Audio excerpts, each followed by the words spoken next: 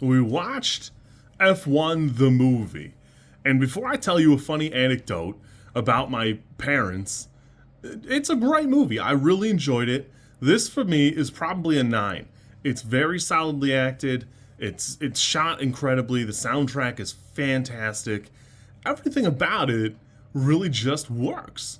The whole thing is well put together, and really the only negative I can find is I think they cut a character to make the rookie racers.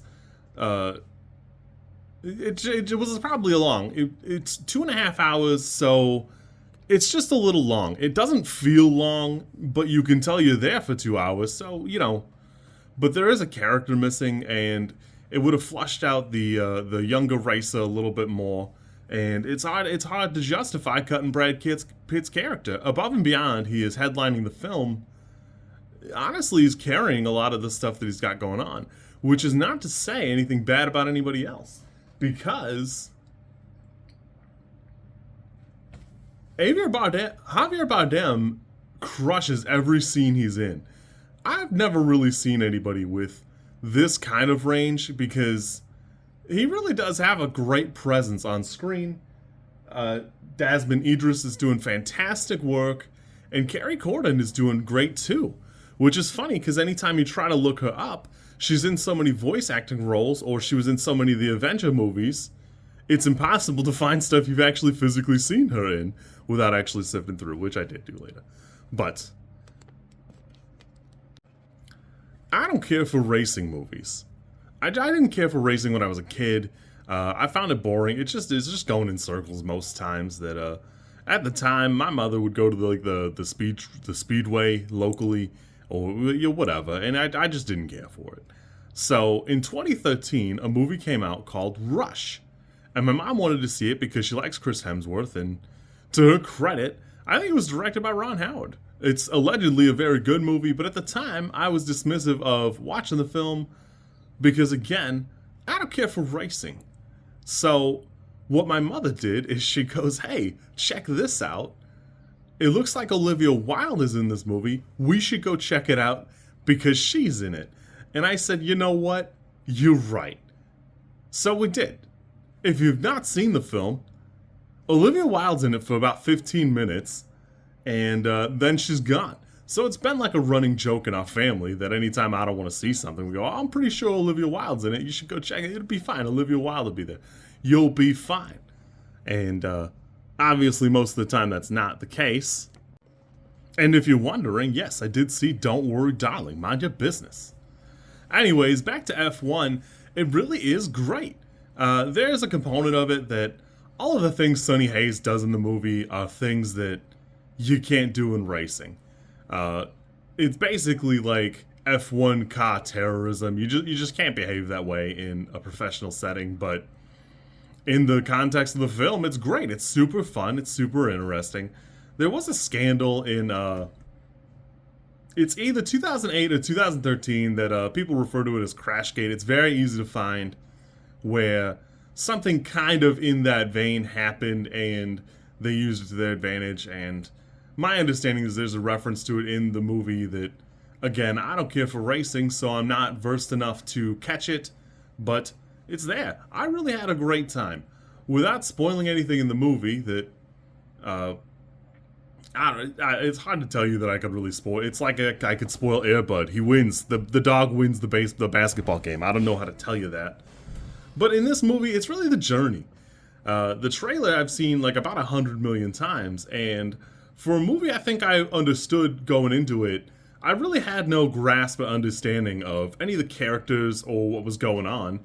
Even Brad Pitt's relationship with the younger driver, you really don't have an understanding of. They said they cut down the movie quite a bit, which is, I did find out later that they did cut a character, and boy, I almost would have watched a 3-hour version of this to have a little bit more of their interactions, because there's like a time where that horrible crash happens, a thing that did happen in F1 at some point, and, Idris' character is out of the races for a little bit. And that's fine, but there is like no chemistry. You don't even really see the other driver for more than a couple seconds.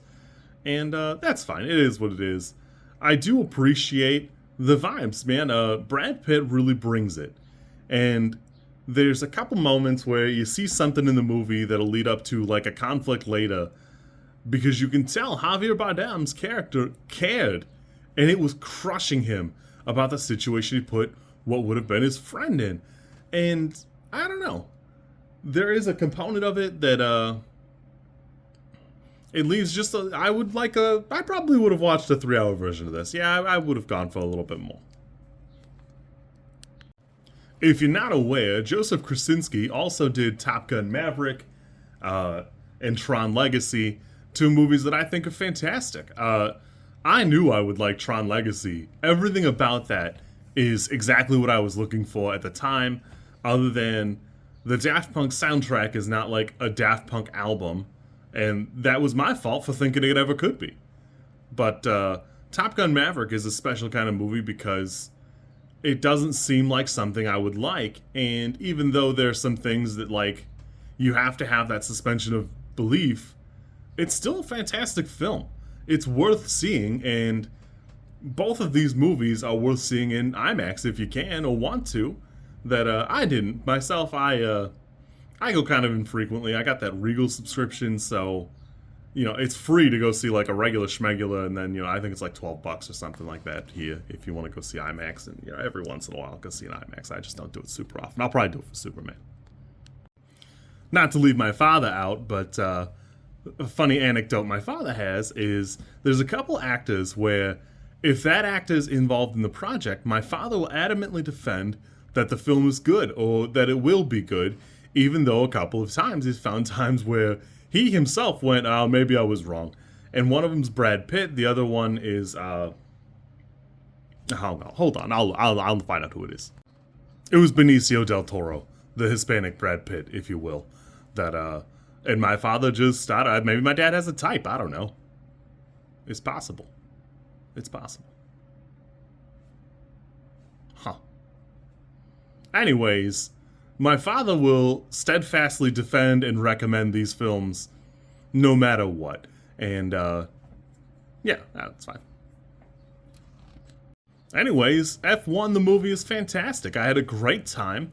And, I saw two movies this weekend. It was Megan 2 and this. And I was shocked that this is so much better than Megan. And not that Megan is bad.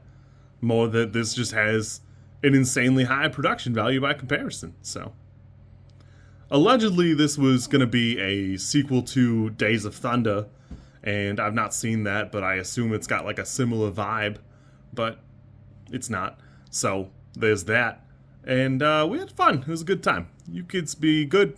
Or don't, I guess. If you like this content, I'm supposed to ask you to like, comment, and subscribe. I think I think like is here, and comment is probably down there, and subscribe over there somewhere too, I think. I don't know how many times this like snippet is gonna make it into a video. Everybody says you should do it this way, and I always thought it was just like an annoying thing other YouTubers did. And as you know, I am bad at editing, so if you like it, great, I'm happy for you. If you don't like it, I'm sorry.